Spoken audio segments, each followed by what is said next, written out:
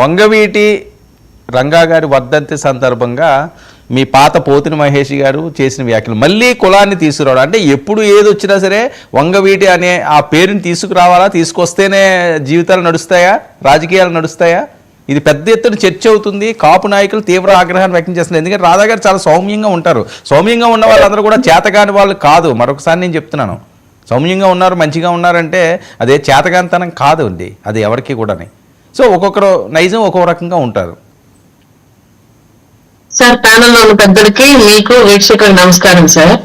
మీకు పోతుల మహేష్ గారి పట్ల సాఫ్ట్ కార్నర్ అభిమానం ఇంకా అట్లాగే ఉన్నట్లు ఉన్నాయి. మా జనసేన పార్టీ నుంచి వదిలినా సరే మీ స్నేహ బంధం నుంచి వదిలేదు అనుకుంటారు పోతుల మహేష్ గారు. అందుకే మీరు అంతసేపు ఆయన గురించి తెగ టముకేశారు. ఇప్పుడు దాకా కూడా నాకు ఆశ్చర్యంగా అనిపిస్తుంది ఆయన గురించి. రెండో చేశారని ఆ జోలికి వెళ్ళడం తప్పు చేశారు అని చెప్తున్నాను. తప్పు చేశారు కదా. ముందు చాలా సేపు ఆయన గురించి చాలా సాఫ్ట్ కార్నర్ మాట్లాడారు మీరు. మీకు ఆయనకి మధ్య ఫ్రెండ్షిప్ ఉన్నట్టు అనిపించింది నాకు మీ ఆ పదజాలం ఉపయోగం చేస్తే క్లియర్ గా. రెండోది సార్, ఇన్ని రోజుల నుంచి పోతిన మహేష్ గారి గురించి టాపిక్ అనేది ఎక్కడా లేదు. ఆయన ఒకడు ఉన్నారన్న విషయం లోకల్ గా విజయవాడ పీపుల్ కూడా మర్చిపోయారు. బట్ వాళ్ళ అతను గురించి డిబేట్ పెట్టుకోవాల్సిన సిచ్యువేషన్ మనకి ఎందుకు వచ్చింది సార్? అబౌట్ పబ్లిసిటీ కావాలని చేశారంటారా?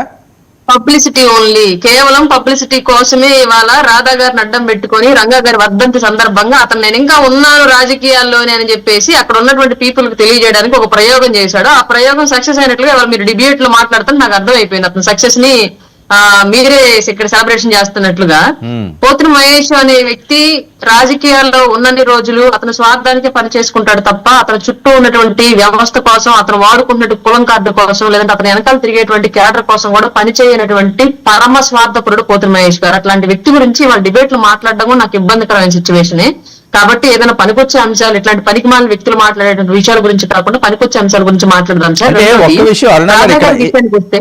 ఇక్కడ నేను అనేది ఏంటంటే అది పనికొస్తుందో పనికిరాదు, మళ్ళీ కాపు అనే బ్రాండ్ ఇక్కడ తీసుకురావడం, కాపు అనే అంశాన్ని తీసుకురావడం. గతంలో ఎన్నికల అదే చేశారు. కులము అనేది రాష్ట్ర రాజకీయాల్లో విడదీయలేని పదం, దాన్ని మనం ఎవరం కాదనలేము. పవన్ కళ్యాణ్ గారు కూడా అందుకే కులాలను కలుపుతానంటారు తప్ప కులాలను నిర్మూలిస్తానంటారు. జరగదు.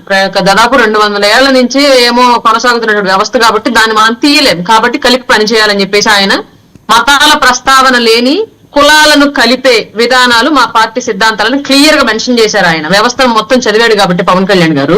ఇవాళ కాపు కార్డు అనేది ఆల్రెడీ బిఫోర్ ఎలక్షన్ ముందు కాపులను విడదీయడానికి మళ్ళీ వైసీపీని గెలిపించుకోవడానికి ప్రయోగాలు చేశారు.